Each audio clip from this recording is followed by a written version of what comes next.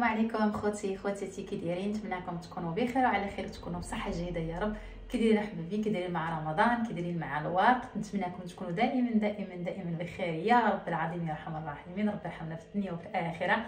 حباباتي خواتاتي، اليوم غنشارك معكم واحد بيتزا ايطاليه، بيتزا ديالنا كتجي زوينه بحال ديال الريستورانتي. اول مره غنشاركها معكم، قلت علاش ما نشاركهاش مع حباباتي، والحمد لله راه كلشي كيعرف يدير البيتزا، كلشي كيعرف يدير كلشي، غير انا بالطريقه ديالي كيفاش تنديرها كتجي زوينه بحال ديال الريستورانتي او ديال الريستورون. خليكم معايا حبايبي وغندوزو للعجين ونكملوا ان شاء الله نهارنا والفيديو مع بعضياتنا.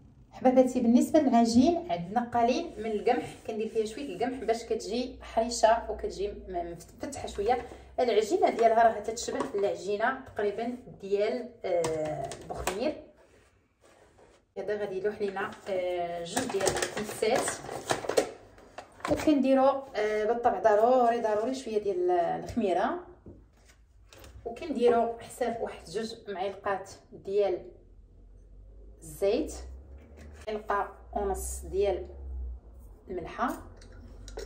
بالنسبه حباباتي العجينه من بعد ما عجناها، الخبيزات كتقطعوهم ديجا، ما كتخليوهم لا يخمروا عاد كتقطعوهم ولا والو، يعني تكبروهم على هذا الشكل هذا وكتخليوهم يخمروا في وسط الطحين. بعدهم على بعضياتهم كتفرشوا لهم الطحين. بالنسبه للطحين ديال الدقريصه انا ما تنديرش نفس الطحين اللي عجنت به الفرص، كندير الطحين ديال القمح، لان كي قلت لكم تتجي حريشه وكتجي فاركه العجين. وهنا حباباتي عندنا البصله كبيره مقطعه على هذا الشكل هذا. حاولوا تقطعوها على هذا الشكل هذا، ما تقطعوهاش صغيره بحال ديال الحشوه بغيت نقول. الفلفله نفس الشيء حتى هي مقطعه على هذا الشكل. وهنا عندنا الشامبينيون اللي تيكون جاهز، كيكون مسلوق، وهنايا مرقدينه في ها هو مرقدينه في الزيت الزيتون، ها هو زيت الزيتون وقليل من الحار. بالنسبه للصلصه او السوق اللي غادي نديرو به البيتزا، درت شويه الزيت، غادي ندير واحد شويه ديال الثومه مقطعه على هذا الشكل هذا، باش من بعد غنحيدها. غادي غير نطلق شويه البنه ديالها،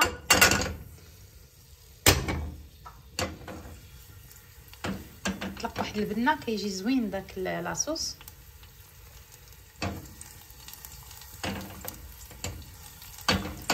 صافي من غنخليوها هي كتطلق شويه، غادي نديرو الصلصه. نتوما عينكم ميزانكم غادي نديرو على الكميه اللي عندكم، انا غادي ندير على داك الكميه اللي عندي ديال البيتزا. عندي جوجات تقريبا، بالنسبه لي انا هذه كافياني. صافي غنخليها طيب على خاطرها. وضروري من الزعتر، انا غادي ندير شويه ديال الزعتر كيطلق واحد البنه وكيجيني حتى زوين في المذاق ديالو. اللي ما عندوش الزعتر البنات يدير الحبق بازيليكو، شويه ديال الملحه ضروري. صافي ودابا غادي نسدو عليه وغنخليو هاد السوغو يطيب لينا، ومن بعد داك البصوص ديال الثومه اللي قطعت رقاق على شكل طولي غادي نحيدهم، غير يطلقوا البنه ديالهم وغادي نحيدهم. صافي بالنسبه للخضيره اللي درنا، غير تسوطيها وتعاود ديروها وتحيدوها بالزربه، ما تخليوهاش تطيب بحال ديال الحشوه باش تبقى شاده، لان مازال باقا غادا طيب طيبه اخرى مع البيتزا. بالنسبه للصلصه او السوق اللي غادي نديرو به البيتزا، درت شويه الزيت، غادي ندير واحد شويه ديال الثومه مقطعه على هذا الشكل هذا، باش من بعد غنحيدها. غادي غير نطلق شويه البنه ديالها. صافي من غنخليوها هي كتطلق شويه، غادي نديرو الصلصه. نتوما عينكم ميزانكم غادي نديرو على الكميه اللي عندكم، انا غادي ندير على داك الكميه اللي عندي. ضروري من الزعتر، انا غادي ندير شويه ديال الزعتر كيطلق واحد البنه وكيجيني حتى زوين في المذاق ديالو. اللي ما عندوش الزعتر البنات يدير الحبق بازيليكو، شويه ديال الملحه ضروري. صافي ودابا غادي نسدو عليه وغنخليو هاد السوغو يطيب لي. الخبيزات من بعد ما خمروا ها هما كيف ما خليناهم يخمروا على خاطرهم. غادا نتلاقى معكم في الطبله لان عندي اتساع. كنتو تلقاو فيهم حباباتي، حاولوا تقرصوهم بحال الشكل كتقرصوا في الخبز، ما ديروش ليهم نهائيا الدلاك او اي نوع من النوع اللي كيطلق لكم العجينه يعني بسرعه. علاش؟ لان كتجي هاد الباستا ولا الورقه كتجي رقيقه بزاف، وملي يعني واخا كتخمر ولا ما كتنفخش كتبقى لاصقه على بعضياتها حيت كتبريسيوها مزيان. حاولوا السر ديال البيتزا تقرصوها بحال دكراس ديال الخبز، هذا هو السر ديال البيتزا. وحاولوا تقرصوها بدقيق كثير، واكيد من بعد راكم غادي نسوسو. غير هذه هي الطريقه الواحده باش ملي كتكون طيب ومازال كتخمر شويه مزيان كتجيكم من الداخل كنقولوا حنا منفوخه ومفتوحه. هذا هو السر ديال البيتزا.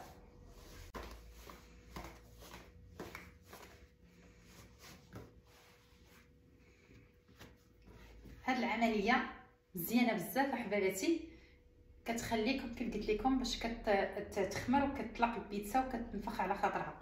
مزيانه هاد العمليه كديروها ملي صافي كتبغيو تنزلوا فوق بنا داكشي اللي خصكم تنزلوا، ضروري خصكم تلعبوا بها شويه. اللاطه اللي غطيبوها فيها اي لاطه عندكم دايره ولا كيف ما هي عندكم، انا عندي غير هاد المربعه. صافي كتنزلوا ديك لاصوص اللي ديجا طيبناها وخليناها بردات شويه. بالنسبه للفرماج اللي عندنا انا اختاريت هذا، ها هو موتزاريلا يعني ديال البيتزا، كتجي زوينه هاد الموتزاريلا هذه. ديك الخضيره اللي طيبنا قبيله، البصله وديك شويه الفلفله كي قلت لكم ديروا لها غير نصف طيبه لان مازال باغا طيب. شويه ديال هذاك الشامبينيون اللي سقطرنا من الزيت، طونه. وعندنا هاد الوستير ها هما مقطعين على هاد الشكل ها مضوى. وحده غادا نديرها بالفيجيتاريانه، غنديرها بالخضر. هنايا نخدم يدي لان كي قلت الاولى تحك لك غير يدك. هي اصلا البيتزا تيديروها يعني ضروري خصك تخدم هكذا بالايد، سينو زويتينات كحلات ضروري. وحده غندير فيها الزيتون واخا ما غنديرش فيها الزيتون، انا ولدي ما تيبغيش الزيتون.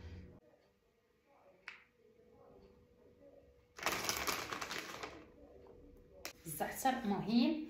كاين اللي كيدير البازيليكو، انا تندير فيها الزعتر بلاصه البازيليكو.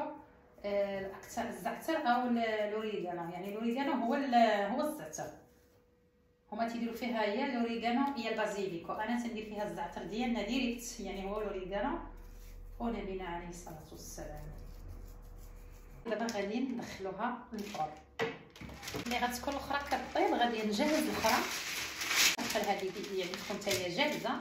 واحد المعلقه ديال الزيت،